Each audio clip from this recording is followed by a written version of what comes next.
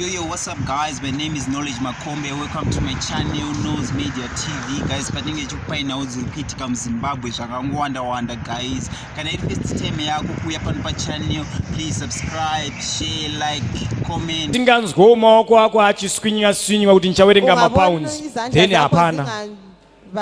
Unofana umbokwenyawo maoko so handitika. Maoko anofana kumbodini?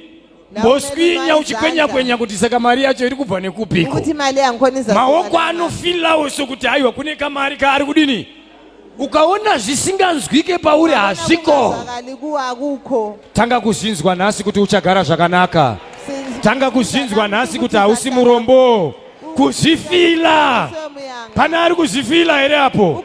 Is there a billionaire ari kuzvifila here? Ukona yini billionaire? Hallelujah.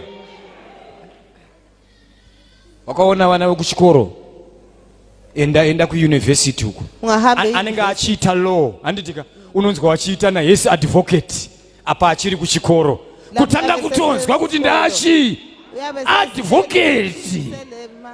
Hallelujah.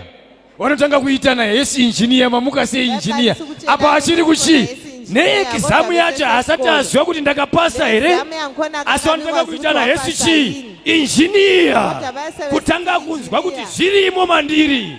Uyabe sesizvuti kukhona kimi. Hallelujah. Pana ari kundinzwa. Ukhona yino ngizwa. Zvino iwe ukasazvinzwa uda kuti zinzwe nani? Kodwa wena ungayekela ukuzwa kuzazviwambani. Ukasazvinzwa uchingonzwa nhamo chete kuti ndashakadzwa kwese nenhamo aini nami nokuti zvinhu zvangu imbobva ikoko umbozvinzwawo so. Toda vanhu vanozvifila mumweya. Sifuna abantu abazvinzwa emoyeni. Vanhu vanozvifila pachi pamweya. Hallelujah. Hapana murombo pakati pedu. Akula muyanga pakati kwetu. Hapana ari kufa mangwana pakati pedu apa. Akula muyanga pakati. Ni vamwe watakawiga nezuro havaifanirwa kuwigwa. Akulo melanga. Asi havana kuzvinzwa kuti vanofanirwa kurarama mangwana. Ndosaka wakafa. Iko bafa. Ukasazvinzwa kuti unorarama mangwana unofa nhasi. Ungayekela ukufunda. Uri kuzvinzwa. Ukasazvinzwa kuti mangwana unofanirwa kudii kurarama unofa nhasi. Ukasazvinzwa iwewe kuti ndinofanirwa kuchembera unofa uri mwana mudiki. Hallelujah. Zvinotanga zvanzwiwa newe kuqala kuziwe nguwe nawo wose woziona kuti wakakwegurawo akatanga azvinzwa kuti ndichakwegurawo waqala wakuzwa ukuthi zvinotanga zvanzwiwa newe kuti yaqala kuziwe nguwe zvepovhati here ndezvegore rinori pagore rinouya patenge tichitopisa ukasazvinzwa iwe uchipisa ufungwa ndiani achazvinzwa kuti uchapisa akula mntu ozakuthi ukuthi kuzachisa imbozvinzwa uchidini uchipisa. Possess it in spirit. Possess it in spirit. Kuwe nazvo mumweya ukuva lakho emoyeni. Wakamira zvako uchimirira mumwe munhu kuti achauya kuzokuudza kuti makapenga.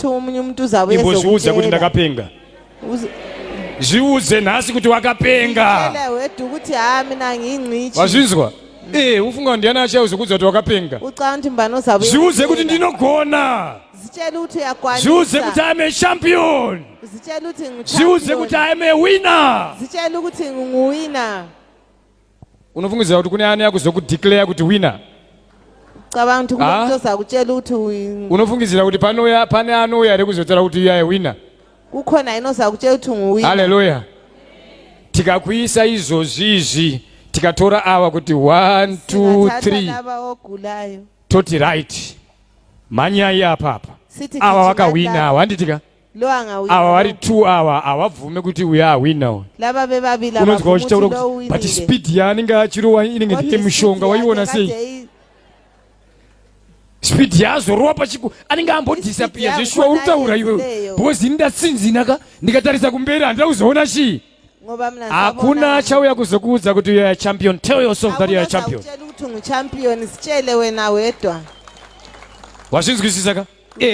Tarisa zvandakuudza chero vana vechikoro chaiwo ukabvunza mwana wako sokuti iwewe wazoita number 20 unonzwa achita papa kaoma mudhara but I think wamwe wangu anenge ndewe magic abvume kuti ndadii. Hallelujah. Wakambomuonawo munhu anobvuma ndakundwa? Wakambomuonawo here pasi pano? saka wakamirirani kuti awe kuzokudza kuti unogona akuloza iye munhu wese achizvita anodini umuntu wonke unogona zviudze kuti ndinogona nhasi tshela ukuthi yakwanisa namhlanje